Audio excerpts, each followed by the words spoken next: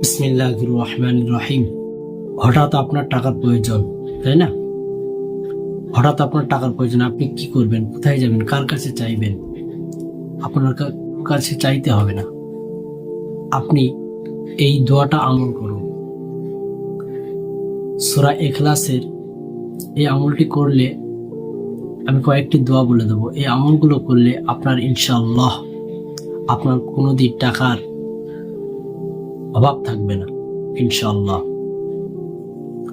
সুবহানাল্লাহ 555 বার পড়বেন। সূরা ইখলাস 21 বার পড়বেন। বিসমিল্লাহ 21 বার পড়বেন। আলহামদুলিল্লাহ 55 বার পড়বেন।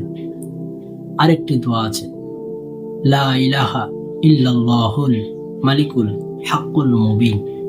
এই দোয়াগুলো যদি আপনি আপনি আমল করতে পারেন, তাহলে ইনশাআল্লাহ আপনার কোনোদিন টাকার অভাব থাকবে না। হালাল পথে অর্জন করবেন, আল্লাহ পাক ওই টাকাতে আপনার বরকত দেবে। কিভাবে আপনার টাকাটা বেড়ে যাবে আপনি নিজেই বুঝতে পারবেন না। ইনশাআল্লাহ আপনারা এই আমলটি করতে থাকুন, আপনার একদিন ফায়দা হয়ে যাবে।